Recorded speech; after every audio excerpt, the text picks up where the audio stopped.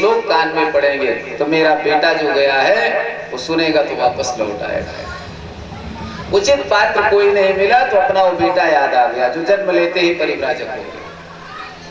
तो सोचा लौटे कैसे, तो अपने एक शिष्य को भागवत के 2 श्लोक याद करा दिया और कहा जाओ इसे जंगल में जाके गुनगुनाना, मेरा बेटा जहाँ होगा श्लोक कान में पड़ेंगे तो सुनते ही पागलों की तरह दौड़ा चला आएगा। शिष्य चारों तरफ शिष्य छोड़ दिए गए, शिष्य सब श्लोक गुनगुनाने लगे, गाने लगे अपनी मधुर वाणी में।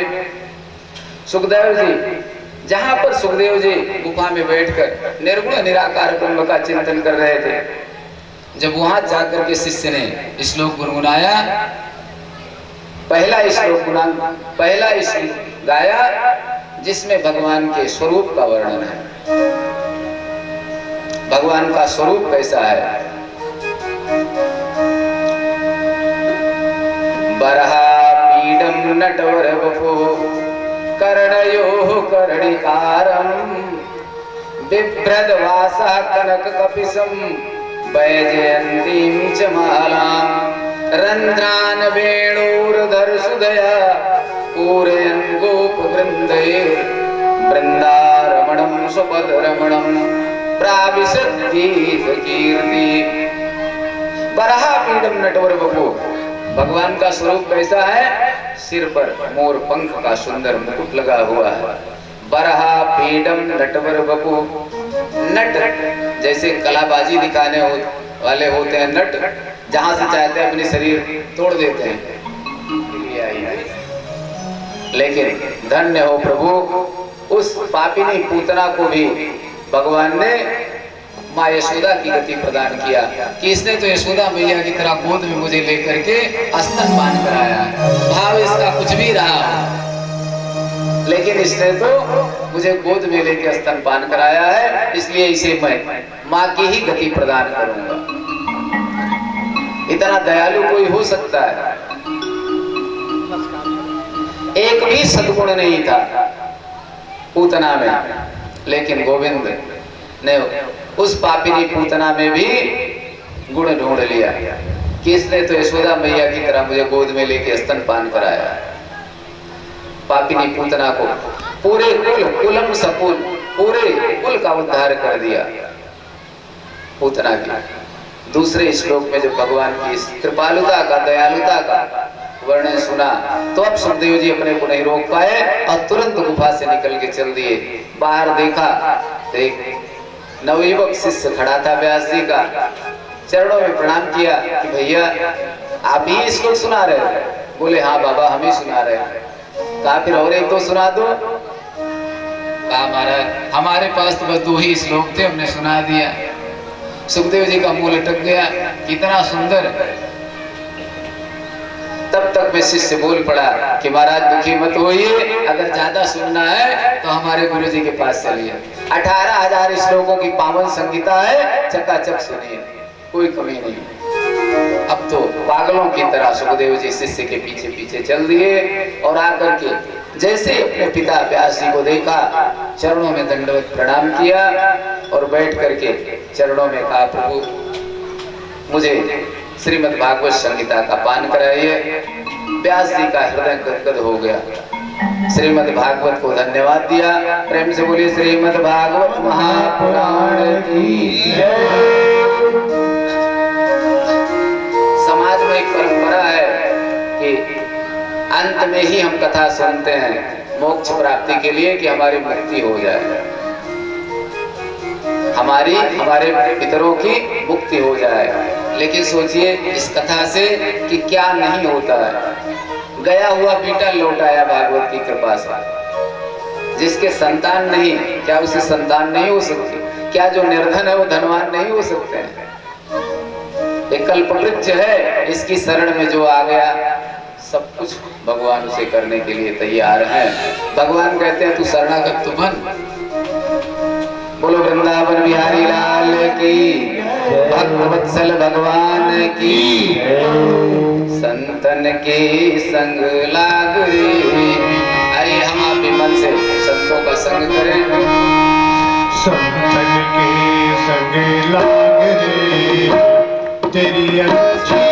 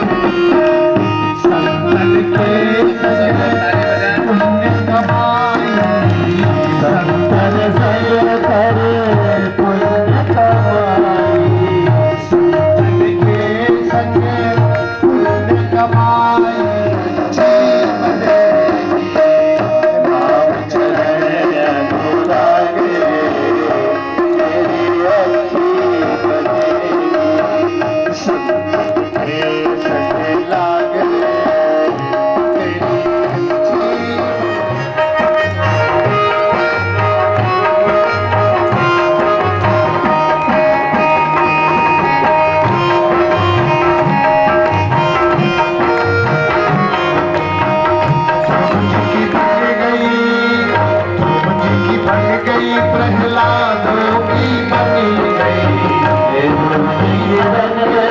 प्रहलाद जी की बन गई, जी की बन गई, प्रहलाद जी की बनी, हरी सुमिरन में लाग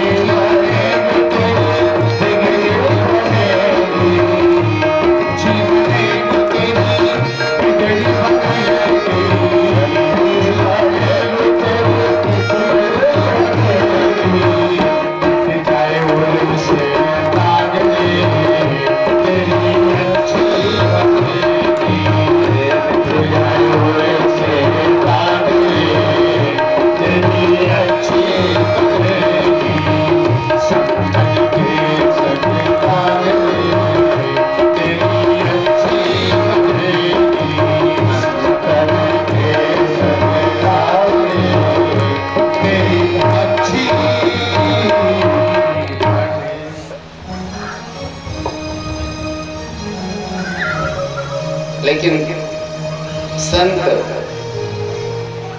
की पहचान करने में अगर भूल हो जाए तो भी बड़ा गड़बड़ है। असली और नकली की पहचान भी जरूरी है। जिसका संग आप कर रहे हैं वो केवल बनावटी संत है कि अंदर से भी संतत्व है। रामायण में प्रताप भानु की कथा सब लोग जानते हैं। एक पाखंडी के चक्कर में पड़ के प्रताप भानु का सर्वनाश हो गया।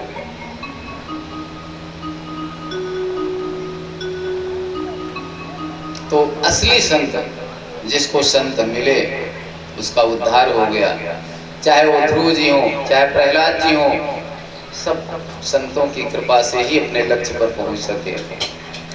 इसलिए जो भी थोड़ा बहुत समय मिले सत्संग करें, संतों का संग करें। कोई चीज तुरंत समझ में नहीं आ जाती है। भक्ति, ज्ञान और वैराग्य के विषय में कल आपने श्रवण किया। ज्ञानी तो सब हैं, कोई अज्ञानी नहीं है, लेकिन कितना हृदय से हम ज्ञानी हैं, अच्छे बुरे का कितना हम पालन करते हैं, वो ज्ञानी होना जानना है। शास्त्र में तो बहुत कुछ लिखा हुआ है, लेकिन हम कितना हृदयंगम करते हैं। जरूरत इसकी है, भगवान ने दिया। और अच्छे बुरे का ज्ञान दिया, कैसे कपड़े पहनना चाहिए, कैसे भोजन करना चाहिए।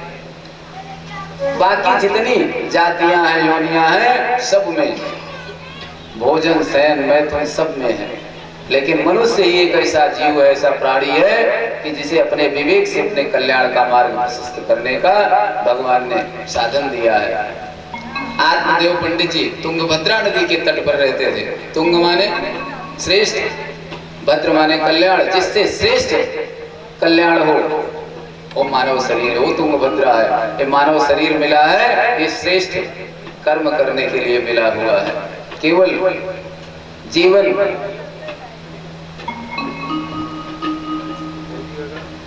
जीने के लिए नहीं मिला है, अपना कल्याण भी करने के लिए मिला। अपने कर्तव्य का पालन करते हुए अपने कल्याण का मार्ग हम कैसे प्रशस्त करें, ये भी ज्ञान होना बहुत जरूरी है। व्यास जी ने सुखदेव जी को श्रीमद् भागवत संहिता का श्रवण कराया। अब सुखदेव जी जो निर्गुण निराकार ब्रह्म का चिंतन कर रहे थे, अब सगुण साकार कृष्ण कन्हैया मिल गए तो अपनी मस्ती में मस्त रहने लगे। अब गुफा में जाने की कोई आवश्यकता नहीं है। निर्गुण और सगुण, निर्गुण निराकार और सगुण साकार के विषय में समझ लें कि निर्गुण निराकार क्या है, सगुण साकार क्या है। जैसे बिजली का अस्तित्व पहले नहीं था, जल को इकट्ठा करके मशीन द्वारा इकट्ठा किया गया बिजली के रूप में। बिजली पहले भी जल में विद्यमान थी, लेकिन संयंत्र के माध्यम से जब उसको बिजली बना करके ट्रांसफार्मर में परिवर्तित किया गया तो बिजली जो निराकार थी, निर्गुण थी, अब वो गुण हो गई, सगुण हो गई। पहले निर्गुण थी जल के रूप में, लेकिन जब ट्रांसफार्मर में आई, पावर हाउस में आई, पावर प्लांट में, तो सगुण हो गई। और जब हमारे घरों में प्रवाहित हुआ, हमने स्विच ऑन किया, बल्ब जल उठा तो साकार रूप में दिखाई देने लगी। बल्ब में लगा दो तो बल्ब का आकार दिखाई देगा, ट्यूबलाइट में लगा दे तो ट्यूबलाइट का आकार दिखाई देने लगेगा। तो जो निर्गुण निराकार बिजली थी जल के रूप में, वो सगुण साकार के रूप में हमारे घर में प्रवाहित होने लगी। वैसे ही भगवान निर्गुण निराकार हैं, कण-कण में विराजमान हैं, लेकिन जहां जैसी आवश्यकता प्रभु ने देखा हमारा आपका कल्याण करने के लिए, वैसा स्वरूप धारण कर लिया, सगुण साकार रूप धारण करके आए। श्रीमद् भागवत में 24 अवतारों का वर्णन है। भगवान को जिस समय जिस रूप की आवश्यकता हुई जीव का कल्याण करने के लिए, वो रूप धारण कर लिया। अपनी मर्यादा का भगवान ने ध्यान नहीं रखना, अपने स्वरूप का ध्यान नहीं रखा कि हमारा लोग हमारी हंसी उड़ाएंगे। हमारे आपके कल्याण के लिए भगवान ने शूकर भी बनना स्वीकार किया। कितने कृपालु, कितने दयालु हैं प्रभु। सुखदेव जी निर्गुण निराकार ब्रह्म से सगुण साकार रूप में प्रकट हुए। सूत जी कहते हैं, ऋषियों, परीक्षित जी का चरित्र चित्रण हम आपको सुनाते हैं। ऋषियों ने कहा महाराज बड़ी देर से हम बैठे थे इसी उत्कंठा में कि कब हमारे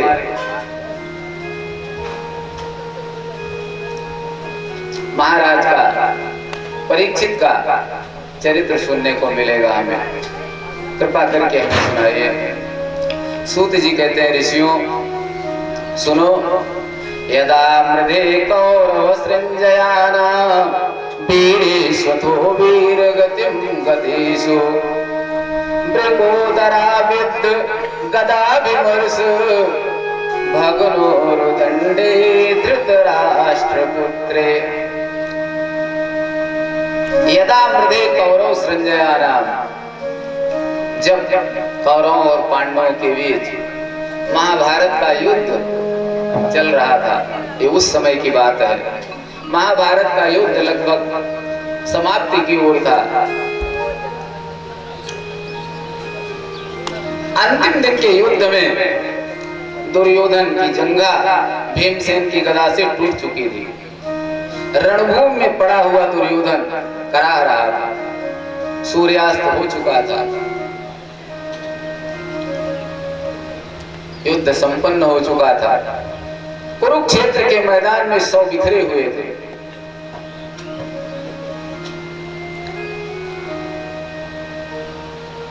सोचिए 11 अक्षौहिणी कौरवों की सेना, 7 अक्षौहिणी पांडवों की सेना, एक अक्षौहिणी में कई लाख पैदल सैनिक होते थे, कई लाख घोड़े से, कई लाख हाथी सवार, और 18 अक्षौहिणी सेना, चतुर्पंचावशेषता कुछ को छोड़कर 10-15 को, बाकी सब काल कवलित हो गए। अंतिम दिन के युद्ध में कितना विभत्स दृश्य रहा होगा। कुरुक्षेत्र का मैदान 100 से पटा हुआ था, चारों तरफ 100 बिखरे हुए थे। अंतिम दिन के युद्ध में दुर्योधन की जांघ टूट गई थी, रणभूमि में पड़ा हुआ कराह रहा था, सूर्यास्त हो चुका था। उसी समय अश्वत्थामा को याद आया कि हमारा मित्र दुर्योधन, चले देखे क्या स्थिति है उसकी। अश्वत्थामा आया, देखा तो दुर्योधन के नेत्र बंद थे, नेत्रों से अश्रुधारा बह रही थी, जांघ टूट चुकी थी, कराह रहा था, और दुर्योधन के जीवित शरीर से कौवे मांस नोच रहे थे, गीध कौवे मांस नोच रहे थे, मृत समझ करके दुर्योधन के शरीर को मांस नोच रहे थे। जो अश्वत्थामा ने दृश्य देखा तो रहा नहीं गया, तुरंत जाकर के कहा मित्र, मैंने तुम्हारा वो वैभव देखा था, वो साम्राज्य देखा है, जब तुम्हारे इशारे पर पूरा कौरव वंश नाचता था, और आज ऐसे वीर की ये दुर्गति, बताओ मैं तुम्हारा क्या उपकार कर सकता हूं। दुर्योधन ने नेत्र खोल करके देखा और बड़े कारुण्य भाव से कहा, कंठावृत था, बड़े मुश्किल से बोल पाया और कहा कि मित्र, जिसका जन्म हुआ है उसकी मृत्यु निश्चित है, एक न एक दिन मरना अवश्य है, मरने का डर नहीं है, मृत्यु तो होनी ही थी, लेकिन दुख इस बात का है कि हम 100 भाई, 11 अक्षौहिणी सेना हमारे साथ, इतने बड़े बड़े वीर, भीष्म पितामह, द्रोणाचार्य जैसे महा पराक्रमी महावीर योद्धा मेरे साथ, और हमारे शत्रु केवल 5, हमारे सब मारे गए और हमारे शत्रु 5 के 5 जीवित हैं। अगर एक भी चला जाता तो हृदय को तसल्ली होती। लोग अपने दुख से दुखी नहीं हैं, दूसरे के सुख से दुखी हैं। का एक भी चला जाता तो हृदय को तसल्ली मिलती। अश्वत्थामा भावावेश में आकर तुरंत बोल पड़ा, कहा मित्र, तुम एक की बात करते हो, मैं संकल्प लेता हूं कि कल सूर्योदय होने से पहले 5 पांडवों का सिर कलम करके ले आऊंगा तुम्हारे साथ। इतना कह करके चल दिया। धीरे धीरे रात्रि होने लगी। कुछ दूर गया, लगभग अर्धरात्रि हो चुकी थी। एक बरगद के वृक्ष के नीचे बैठ करके सोचने लगा कि जिन वीरों को मारने के लिए, जिन पांडवों को मारने के लिए इतने कुचक्र रचाए गए और उनका बाल बांका नहीं हुआ, उनको मैं कैसे मार सकता हूं। घबरा रहा था, लेकिन अचानक एक घटना घटी कि बरगद के वृक्ष पर तमाम कौवे रात्रि में विश्राम कर रहे थे। एक गीध आया, कौवों के ऊपर झपट पड़ा। कुछ कौवे घायल होकर नीचे गिरे, कुछ काल कवलित हो गए, कुछ फड़फड़ा के उड़ गए। अश्वत्थामा ने देखा कि ये तो बड़ा उत्तम उपाय है विजय प्राप्ति का। अगर सोते हुए ऐसे पांडवों के ऊपर मैं आक्रमण करूं तो निश्चित रूप से मैं अपने लक्ष्य में, अपने उद्देश्य की प्राप्ति कर सकता हूं, अपने लक्ष्य की पूर्ति कर सकता हूं। चल दिया पांडवों की शिविर की ओर।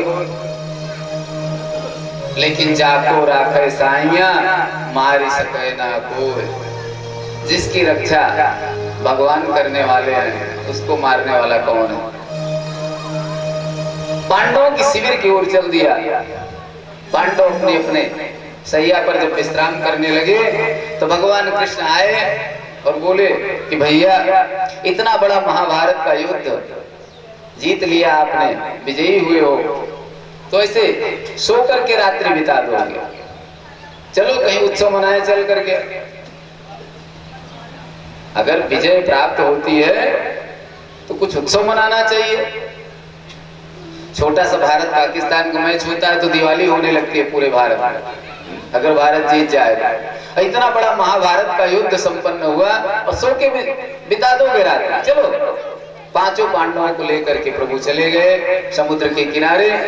और इधर उन पांचों पांडवों की सैया पर द्रौपदी और पांचों पांडवों से जो पुत्र उत्पन्न हुए थे, अपने अपने पिता की सेज पर, सैया पर विश्राम कर रहे थे, सो रहे थे।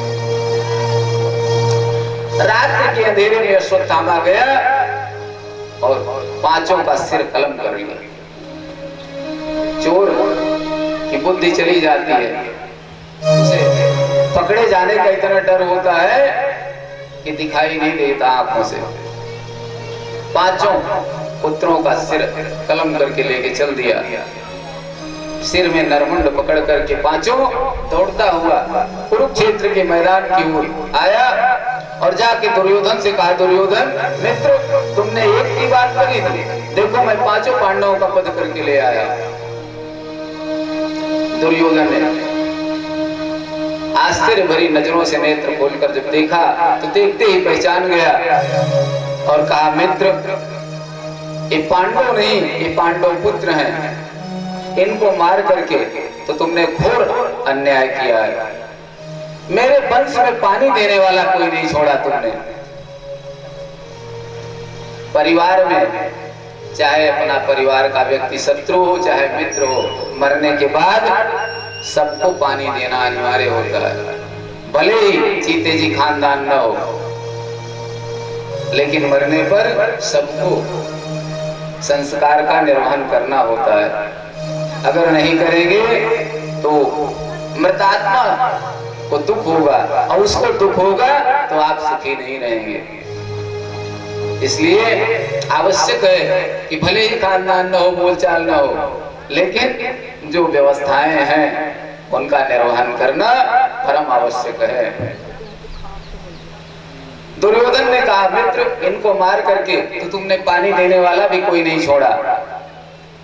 इतना कहकर दुर्योधन का प्राणांत हो गया।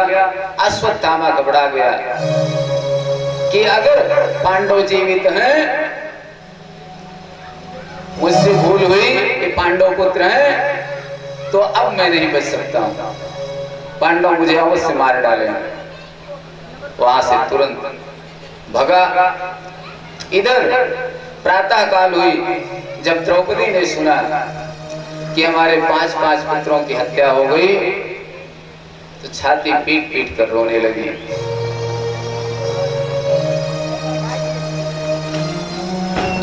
सुखदेव बाबा कहते हैं, परीक्षित,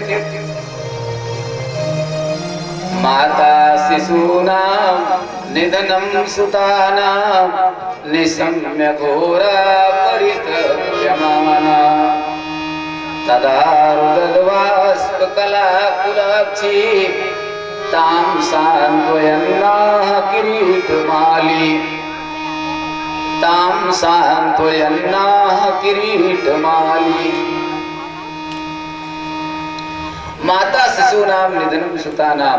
द्रौपदी ने जब सुना पुत्रों के वध का समाचार तो छाती पीट पीट कर रोने लगी। कल्पना करें जिसका एक पुत्र चला जाता है उस माँ के ऊपर क्या बीतती है। आज 5-5 पुत्रों की हत्या एक क्षण में कर दिया दुष्ट ने। द्रौपदी छाती पीट पीट कर रो रही थी।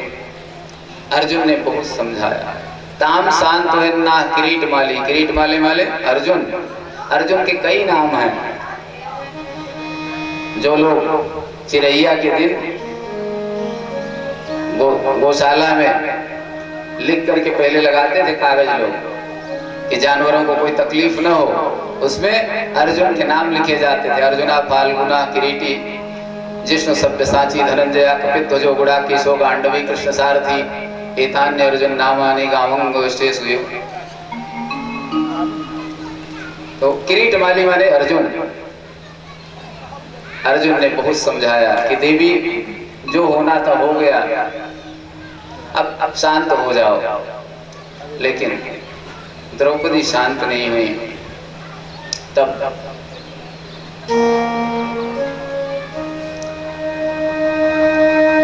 अर्जुन ने संकल्प लिया कि देवी जिस दुष्ट ने जघन्य अपराध किया है उसे मैं कल सूर्योदय से पहले, उसे मैं आज सूर्यास्त से पहले तुम्हारे सामने लाकर प्राणदंड दूंगा। इतना कहकर गांडीव धनुष लेकर के अर्जुन चल पड़े। भगवान द्वारिकाधीश सारथी बने, रथ पर बैठाया, चल दिया। ढूंढने लगे अश्वत्थामा। ढूंढते ढूंढते देखा तो दूर भगा चला जा रहा था। डर के मारे रथ दौड़ा करके भगवान ने पकड़वा लिया। अर्जुन ने पकड़ करके ले आकर रस्सियों में बांध करके रथ में पटक दिया। भगवान कृष्ण मुस्कुराए और बोले, अर्जुन इसे बांध करके कहां ले चलोगे, क्या करना चाहते हो? अर्जुन ने कहा, प्रभु द्रौपदी के सामने संकल्प किया है, मैं ला करके उसे मृत्युदंड दूंगा, इसलिए वही मारूंगा। भगवान ने कहा, फिर मर चुका। मृत्यु अगर एक क्षण टल जाए तो फिर मरने वाला नहीं। भारत में जितना आतंकवाद है, अगर आतंकवादी देखते ही गोली मार दिए गए होते तो इतना ना होता। जेल में चले गए और धीरे धीरे प्लेन हाईजैक करके सब छूट करके अफगानिस्तान बना के रहने लगे। अगर देखते ही गोली मार दिए गए होते तो आज ये स्थिति न होती। ये तो हमारा आपका सौभाग्य है कि आज कुछ व्यवस्थाएं अब सुदृढ़ हो रही हैं। अश्वत्थामा को रस्सियों में बांध करके अर्जुन ने रथ में रखा। भगवान रथ लेकर के चल दिए। अर्जुन लेकर के आए बंधे हुए अश्वत्थामा को, द्रौपदी के सामने पटक दिया। जैसे ही द्रौपदी के सामने पटका, द्रौपदी दौड़ करके रस्सियां फोड़ने लगी, मुक्त करने की प्रार्थना करने लगी अर्जुन से कि इन्हें छोड़ दो, मारो मत। कहां तो छाती पीट पीट करके रो रही थी और कहां छोड़ने की प्रार्थना कर रही थी। सोचिए, अर्जुन अवाक रह गए। देवी, इसी दुष्ट ने तुम्हारे 5-5 पुत्रों की हत्या किया है, ऐसे छोड़ने की प्रार्थना कर रही है? मैं इसे छोड़ने वाला नहीं हूं। द्रौपदी ने कहा, पार्थ इन्हें छोड़ दो। पहचान रहे हो कौन है? वही गुरु द्रोणाचार्य जी पुत्र के रूप में आपके सामने उपस्थित है, जिन्होंने आपको धनुर्वेद की शिक्षा दिया था। आत्मा वही जायते पुत्र, आत्मा ही पुत्र रूप में उत्पन्न होती है, इसलिए इन्हें छोड़ दो, मारो नहीं। अर्जुन फिर भी नहीं मारे। मारने को उद्यत तो द्रौपदी ने दूसरी सौगंध लिया कि पार्थ स्वामी, मैं एक स्त्री हूं और स्त्री का दुख मैं जानती हूं। मेरा पुत्र अभिमन्यु चक्रव्यूह में वीरगति को प्राप्त हुआ, मुझे घोर पीड़ा हुई, मुझे मर जाना चाहिए था,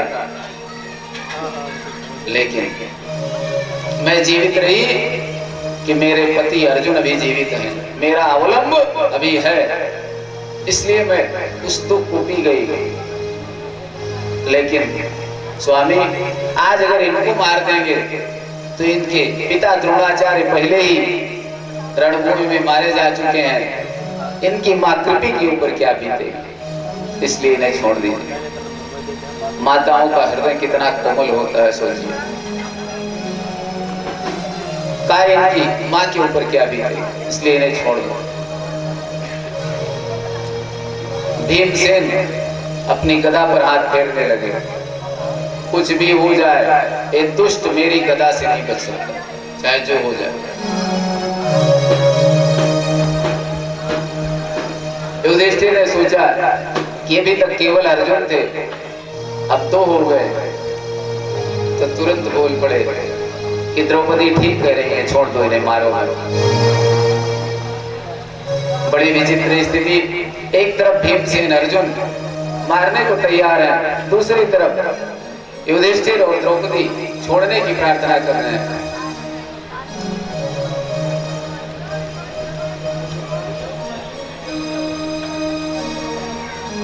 अचानक अर्जुन को याद आया कि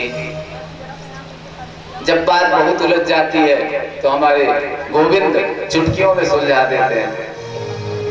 गोविंद की याद आई, पीछे मुड़ के देखा तो भगवान कृष्ण थोड़ी दूर जा करके सिर्फ मुंह फेर करके खड़े थे और अपने दाहिने पैर के अंगूठे से पृथ्वी कुरेद रहे थे। अर्जुन दौड़ करके गए, सामने हाथ जोड़ के खड़े हुए और कहा, प्रभु जय हो, यहाँ तो दूसरा महाभारत होने जा रहा है और आप मुंह फेर के खड़े हैं। भगवान ने कहा, भैया जब हमसे कोई पूछ नहीं रहा है तो हम बिना मतलब सलाह काहे को दें? जब हमसे कोई पूछ नहीं रहा है तो हम बिना मतलब सलाह क्यों दें? भगवान ने संदेश दिया कि बिना पूछे किसी को कोई सलाह नहीं देनी चाहिए। आपसे कोई एक बार पूछे तो कह दो, भैया आप तो हमसे ज्यादा समझदार हो, आपका आपसी मामला है, निपटा लो। जब आपसे बार बार उन्होंने विनय करे, आप समझ लो कि इसको मेरे परामर्श की आवश्यकता है और ये मेरे आदेश का पालन करेगा, हमारी बातों को महत्व देगा, तब आप उसे सलाह दीजिए। अन्यथा आप अपना समझकर उसे सलाह पर सलाह देते जा रहे हैं और उसने उलट के कह दिया कि हमारा आपसी मामला, आपसे क्या लेना देना, नहीं सही भी चली जाएगी। इसलिए बिना पूछे किसी को कोई सलाह नहीं देनी चाहिए। अर्जुन ने कहा, प्रभु आपके सलाह की परम आवश्यकता है, बिना आपके मार्गदर्शन के कुछ नहीं हो सकता। भगवान ने कहा, हमसे पूछते हो? कहा, हाँ आप ही से पूछते हैं। तो कहा, सुनो, तस्मात् शास्त्र प्रमाणम ते कार्या कार्यम व्यवस्थितो। शास्त्र में हर चीज के लिए व्यवस्थित व्याख्या दी गई है, शास्त्र पढ़ लीजिए। अर्जुन ने कहा, प्रभु ये शास्त्र पढ़ने का समय है।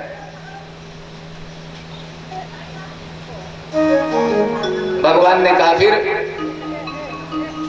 कहा आप ही बता दो प्रभु क्या करना चाहिए इस समय, शास्त्र पढ़ने का समय नहीं है। तो भगवान ने कहा, सुनो अर्जुन, ब्रह्म बंधुर्न हंतव्य आतताई पदार्हणा एस उभय मात्नातम परिपाय अनुशासनम। कहा, ब्रह्म बंधुर्न हंतव्य, ब्रह्म का वध नहीं करना चाहिए, ब्रह्म बंधु को मारना नहीं चाहिए।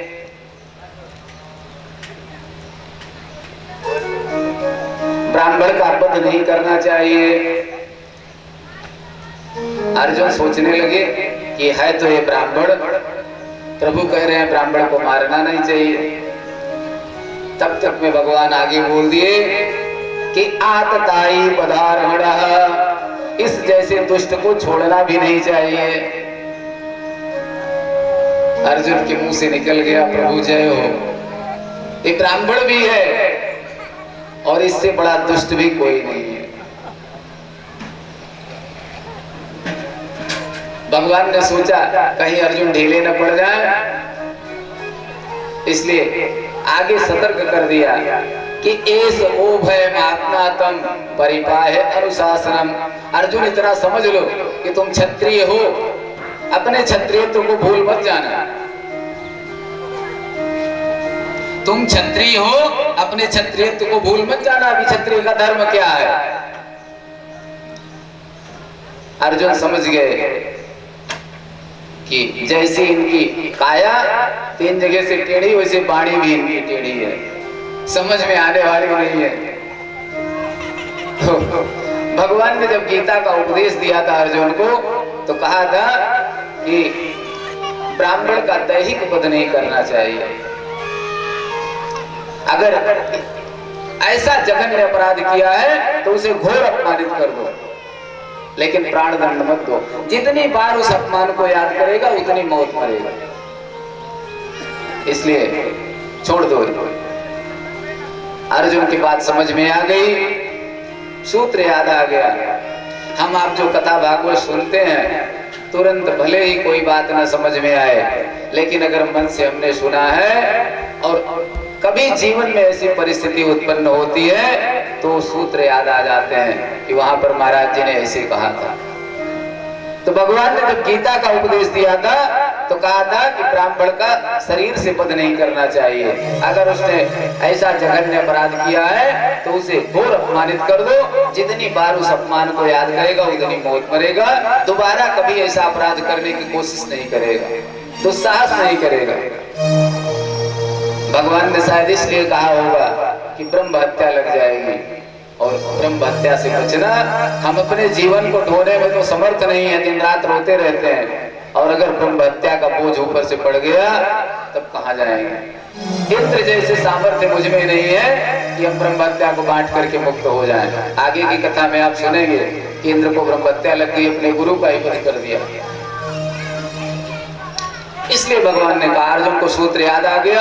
अश्वत्थामा को पकड़ा, उसके सिर में जन्मजात मणि थी, दिव्य मणि विद्यमान थी, मणि निकाल लिया और धक्का मार करके, अपमानित करके, ठोकर मार करके भगा दिया। अश्वत्थामा का ब्राह्मणत्व जाग गया और तुरंत संकल्प किया, ये आज मेरा जो अपमान हुआ है मैं छोड़ूंगा नहीं, इनके वंश में कोई पानी देने वाला नहीं छोड़ूंगा, मैं भी ब्राह्मण का बच्चा हूं। उसने ब्रह्मास्त्र छोड़ दिया।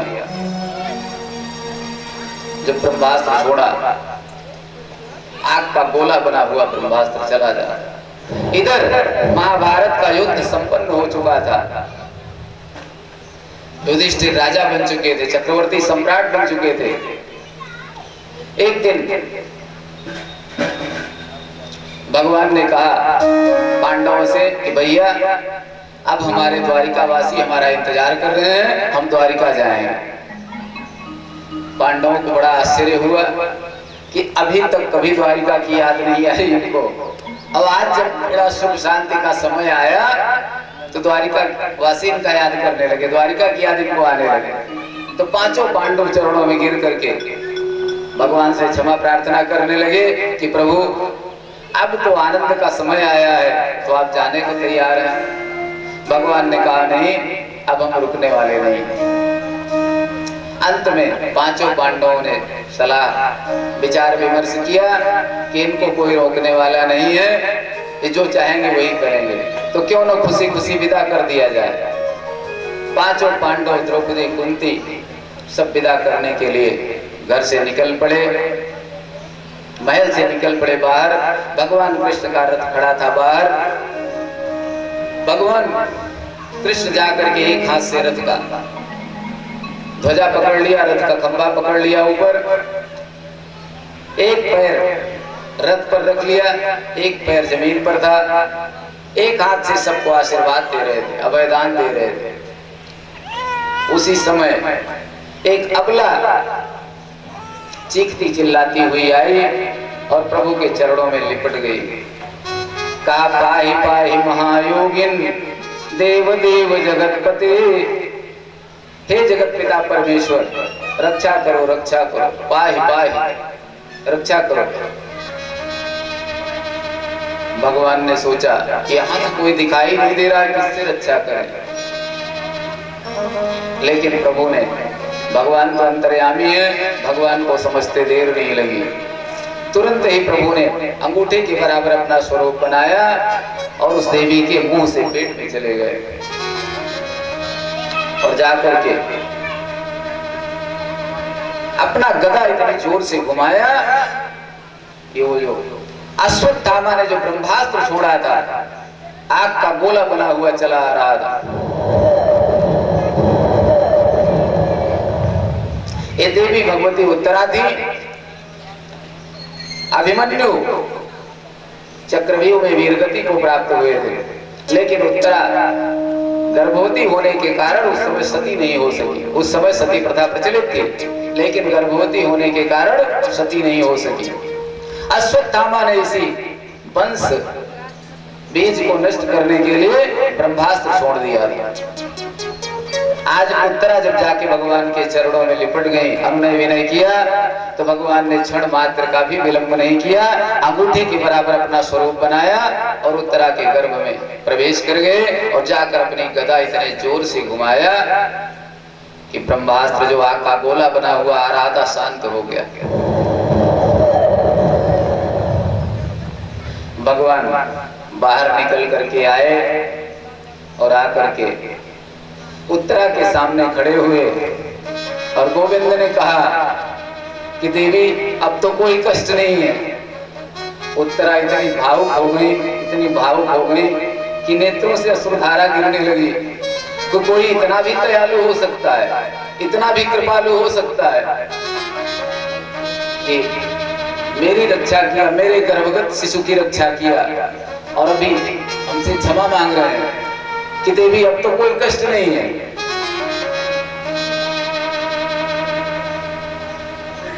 उत्तरा इतनी भावुक हो गई कि नेत्रों से अश्रुधारा गिरने लगी, शरीर शिथिल हो गया, एक शब्द बोल नहीं पाई, वाणी मूक हो गई, वाणी मूक हो गई। भगवान प्रणाम करके आगे बढ़े। सोचिए भगवान कितने कृपालु हैं। कोई हो सकता है हम आप थोड़ा सा किसी के ऊपर एहसान कर दें तो जिंदगी भर याद रखते हैं, सोचते हैं, अगर रास्ते चलते कोई प्रणाम न करे तो सोचते हैं कि इसने प्रणाम क्यों हमको नहीं किया, हमने इसके साथ उपकार किया है। एक खट्टर दादा थे, एक मौलवी जी थे। तो एक दिन खट्टर दादा ने देखा, साइकिल से जा रहे थे खट्टर दादा, देखा कि मौलवी जी सरोवर में डूब रहे हैं। साइकिल फेंका, दौड़ के गए, डूबते हुए मौलवी जी को बाहर निकाल के ले आए। बाहर ले आए, मौलवी जी जब स्वस्थ हुए तो कहा, मौलवी जी आज तो आप बच गए, हमारी कृपा से, नहीं तो गए थे। बोले हाँ भैया, सचमुच में आपकी बड़ी कृपा रही, बच गए आपकी कृपा से, नहीं तो सचमुच चले जाते। मौलवी जी से जाते जाते खट्टर दादा ने कहा कि याद रखना, भूलना मत, चले गए। कुछ दिन बीता, एक दिन बाजार में दूर से मौलवी जी दिखाई दे गए, चौराहे पर खट्टर दादा साइकिल से जा रहे थे। देखा मौलवी जी को तो आवाज लगाई, मौलवी जी ये चौराहे बाजी हमारी वजह से हो रही है, नहीं उस दिन चले गए होते। मौलवी जी ने वहीं से हाथ जोड़ा, कहा हाँ भैया, बड़ा उपकार मेरा किया, बड़ा उपकार मेरे साथ किया। समय बीता, वर्षों बाद एक दिन मौलवी जी की सगाई वाले लोग आए थे, दरवाजे पर भीड़ लगी थी, मौलवी जी भी बीच में बैठे थे। खट्टर दादा साइकिल से निकले, दूर से देखा तो वहीं से आवाज लगाई, मौलवी जी ये सगाई आज हमारी वजह से हो रही है, नहीं उस दिन पधार गए हो। मौलवी जी ने जो सुना तो आओ देखा न ताओ, कहा था तेरी की इस जिंदगी से तो मर जाना ही अच्छा था, तू न बचाया होता तभी ठीक था, ये रोज रोज अपमान करने से तो अच्छा मर जाना ही था। लेकिन भगवान देखिए कितने दयालु हैं कि उत्तरा के गर्भ में जाकर उत्तरा की रक्षा किया, गर्भगत शिशु की रक्षा किया और आकर के हाथ जोड़ के खड़े हुए, कहा देवी अब तो कोई कष्ट नहीं है। कितने कृपालु हैं। कृपा की न होती जो आदत तुम्हारी। आइए हम आप भी भगवान की कृपा का दर्शन करें, श्रवण करें। बोलिए वृंदावन बिहारी लाल की जय।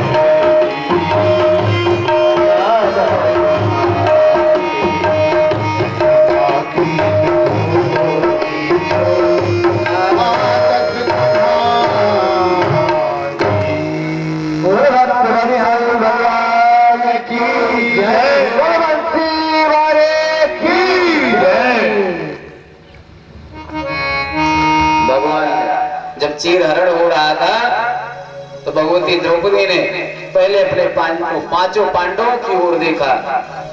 उधर से जब कोई उत्तर नहीं मिला तो भीष्म पितामह की ओर देखा कि पितामह आपके रहते हुए एक अबला का इस प्रकार अपमान।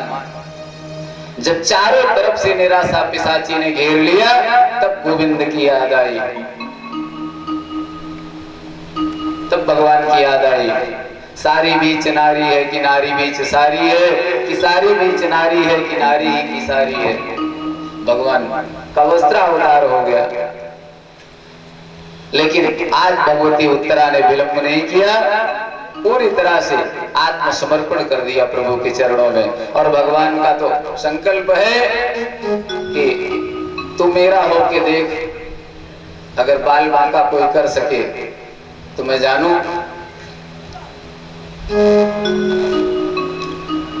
भगवान उत्तरा के गर्भ से बाहर आए, पुनः द्वारिका के लिए चलने लगे। तो अब भगवती कुंती से नहीं रहा गया। भगवती कुंती भगवान के सामने हाथ जोड़ के खड़ी हुई और कहा, गोविंद आप साक्षात नारायण हो। नमस्ते पुरुषम त्वाद्यम ईश्वरम प्रकृति परम। आप प्रकृति से परे परम पुरुष परमात्मा है, आपको मेरा नमस्कार। अनेक नामों से प्रभु की स्तुति करना प्रारंभ करी। कृष्णाय वासुदेवाय देवकी नंदनाय च नंद गोप कुमाराय गोविंदाय नमो नमः। कृष्णाय आप कृष्ण हैं, गोविंदाय आप गोविंद हैं, देवकी नंदन हैं आप, नंद गोप कुमाराय आप नंद बाबा के पुत्र हैं, गोविंदाय नमो नमः। हे गोविंद आपको मेरा बारंबार नमस्कार है। जब अनेक नामों से कुंती मैया स्तुति करने लगी तो भगवान ने कहा, बुआ बस करो, आज मेरी स्तुति क्यों इतनी हो रही है, कुछ मांगना चाहती हो?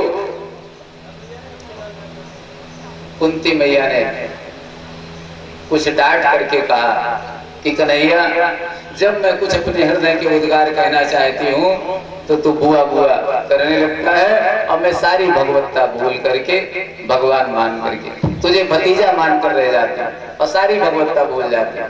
इसलिए आज ऐसे खड़ा रहा जब तक मैं अपने हृदय के उद्गार कह न लूं। भगवान शांत भाव से खड़े हो गए। भगवती कुंती अपने जीवन के एक एक क्षण का स्मरण करने लगी। कहा, गोविंद यथा ऋषिकेश खलेन देवकी कंसेन रुद्धाति चिरम सुचार्मिता।